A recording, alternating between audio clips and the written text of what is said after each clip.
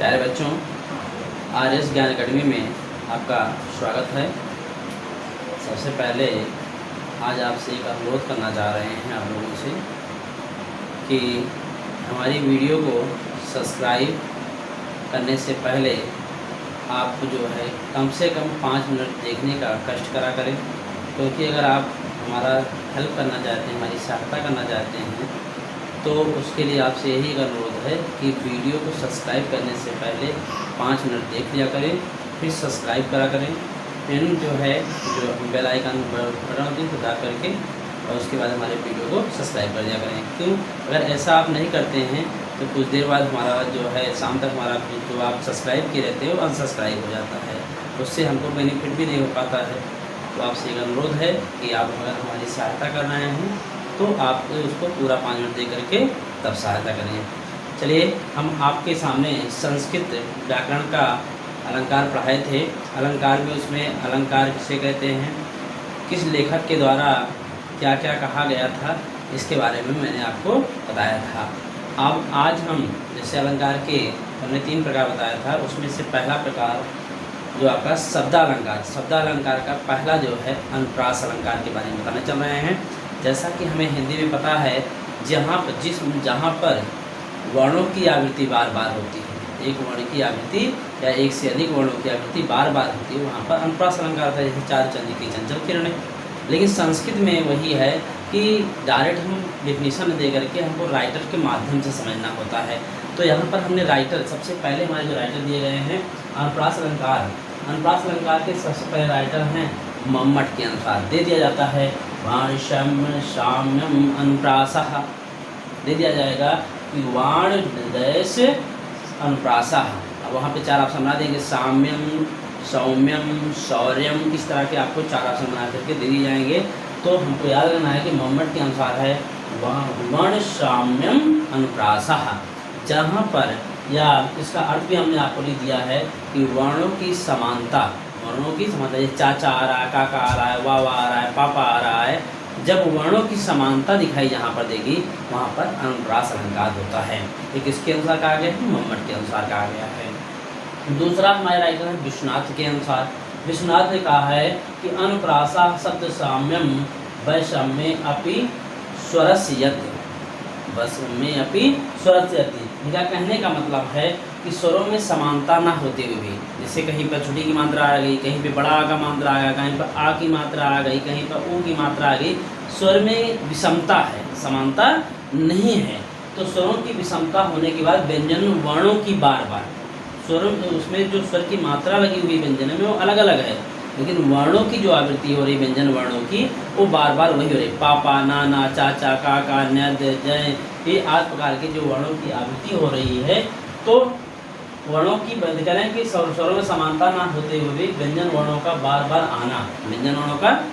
आना, अर्थात उनकी आवृत्ति होना, यानी उसी को बार बार आना ही अनुप्रास अलंकार कहलाता है। किसने कहा है?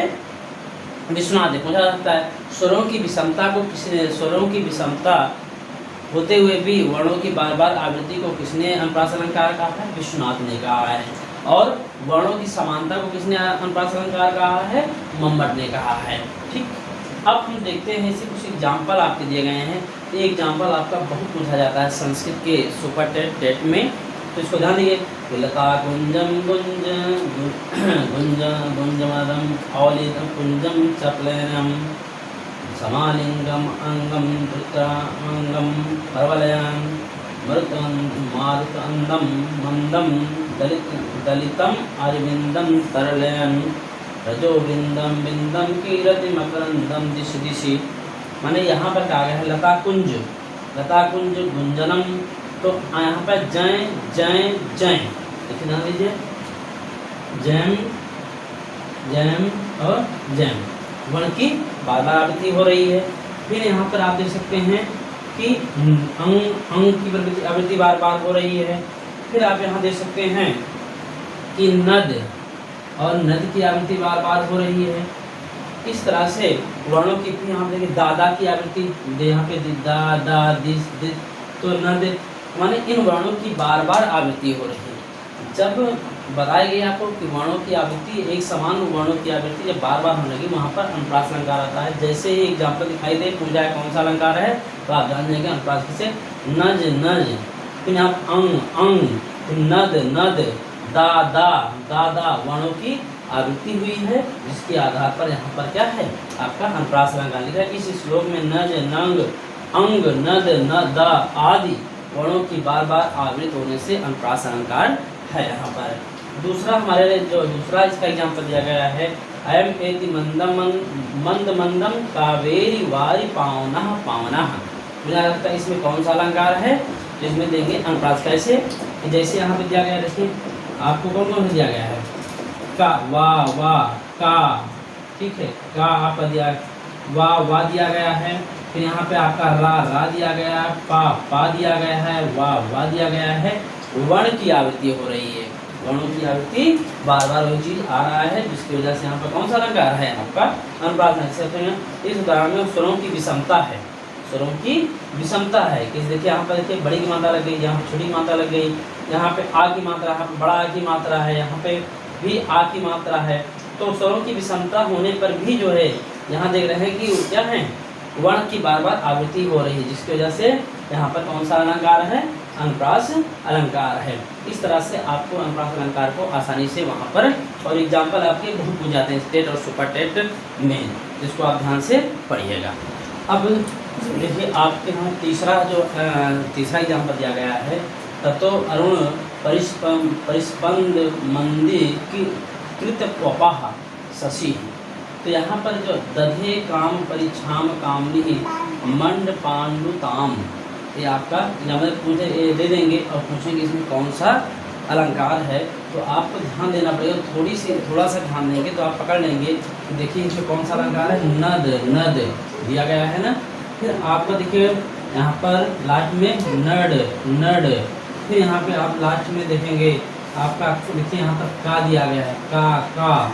फिर यहाँ पे देखेंगे आप जो दिया गया है सा वर्णों की आवृत्ति हो रही है। और फिर आप देखेंगे माँ, यहाँ पर भी माँ है और यहाँ पर भी माँ है।